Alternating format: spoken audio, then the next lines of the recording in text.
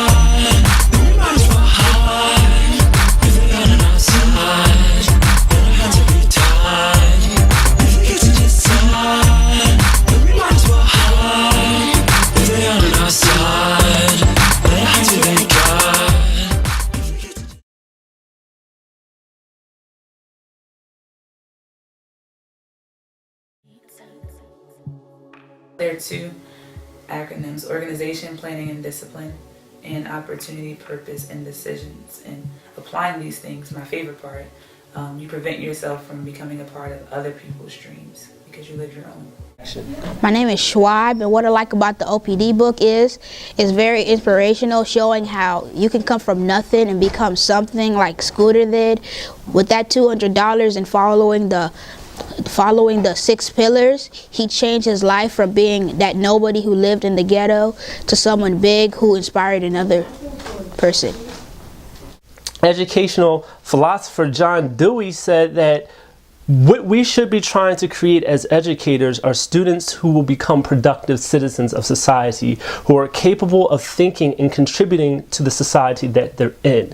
And that is the goal of education. So once you're able to make that student a thinker that impacts his or her community, then you're really, really teaching. And that is what the OPD movement is all about. We don't want to isolate the academic from the social. We want to marry them so that we can produce quality citizens. I'm passionate about OPD because OPD represents my life. OPD pretty much speaks that my life and my experiences, they all matter. They all are important. And the same message can be translated to my students who come from the same types of situations, same background, same struggle. They can receive that same message that they matter and that they are deserving of greatness like everyone else. I used to see myself as a failure. And so I want to be one of the first to go to college. It's a life changer right here. And then you take this book and read it to a group of inner city children with low test scores. And I guarantee that one person out of that entire classroom will average or higher just by this book. Or this will keep one more person's life. This is a powerful book.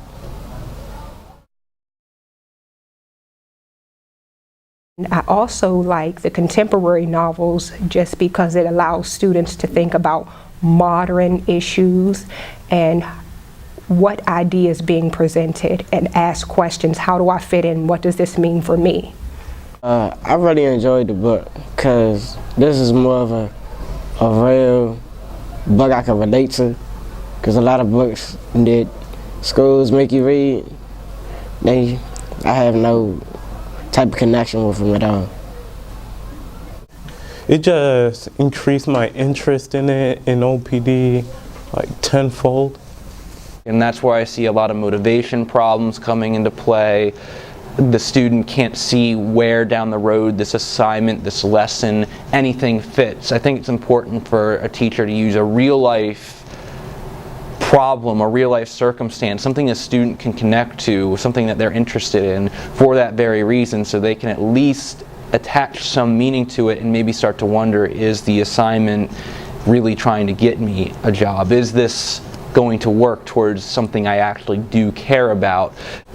That's when they're the most engaged. When I am able to take what we're reading, what we're doing, and connect it directly to what they're going through today.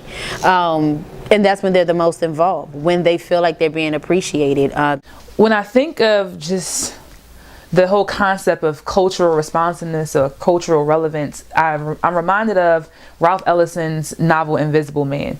Because in this novel Invisible Man, what he really boldly exposes this concept of invisibility that African Americans feel. But I think the timing of it is very interesting, because while he's making this proclamation, there is this existentialist movement is at the height at this point, where Europeans are exploring and trying to answer the question on what their purpose is in this world. And it exposes that African Americans don't have that same freedom to embark on that journey. And as a result, this concept of invisibility is what happens as a result of that. And what you have is, instead of defining who you are defined by the venom of racism and by the venom of negative stereotypes. And that same concept is very present even today in my students. And I see it all the time, where they don't feel like they are even existing. And I find that they are defined by these negative misconceptions, or either they're trying to emerge from like the silhouette of legacy. Like they know that greatness has come before them, but they can't quite embrace it because they can't really see themselves in their current education. To see an author write a book that actually people like me can relate to, Yeah, that's why I really like the book.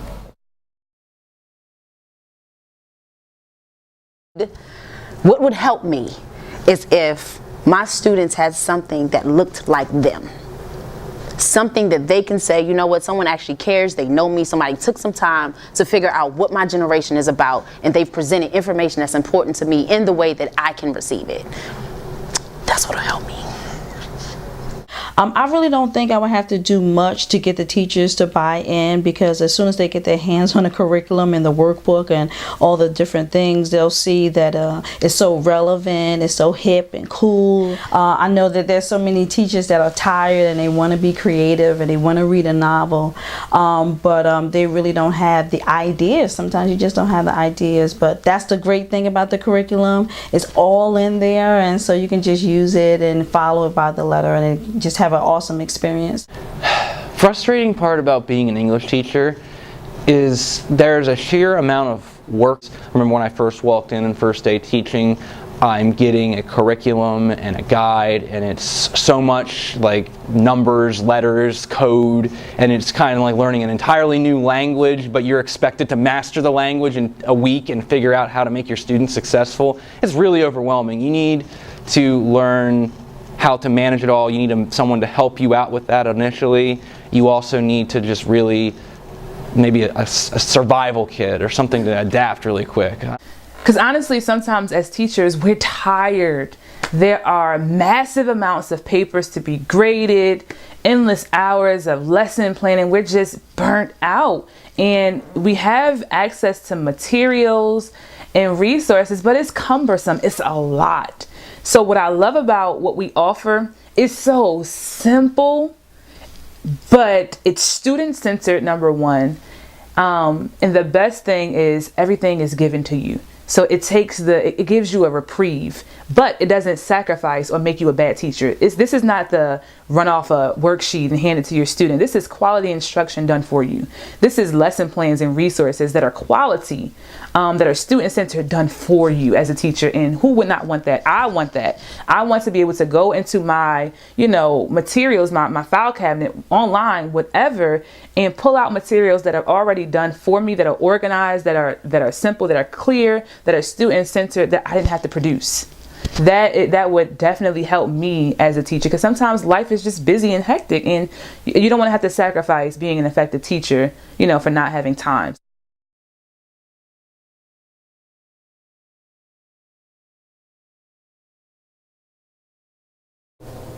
What made me decide to make it a school-wide movement, because it's principles that I apply and I have applied within my life. And so I believe that if teachers, students, and we're all communicating and talking with the same voice, that we'll see more growth. The students have improved greatly after having read the novel and attending the club, and continue to improve because they've actually applied the principles of OPD in everything that they do, both academically and socially. Whether it's directly stated or not, what you see in the school, I say what you see in any job of public service is a result of what you're seeing in society. And so for me, when I just listen to what I hear on the radio, TV, when I see in daily life, education is not really being pushed as a path to being successful. And so part of making sure that the community is engaged in the school building is because the school has to be viewed as a resource. Students need to be met at a place where they are challenged, but the task is still manageable. So I believe that anything that is holistic needs to be scaffolded, and so the program is scaffolded much like our teaching methods are. You have the academic component, which deals with the reading and the workbook part of the process. And then you also have the social component, which now takes the academics a step further and asks students, how can I apply these lessons and these themes that are learned in this text to my own life? And then you scaffold it a step further, and now you're having school-wide OPD movement, where how do we involve and engage the school in this so that we can create a culture of success within the school. Then it's scaffolded a step further, where the question becomes, all right, well, how can I engage the community in this same type of process so that what students are learning in school goes and impacts the community, and vice versa. It creates this holistic relationship between the school and the community, where students are impacted by literature, they analyze that literature, they apply the themes of that literature, they then impact their school through that literature, which in turn they end up impacting their entire community with the message that they derive from the literature. And that to me is a powerful, powerful message.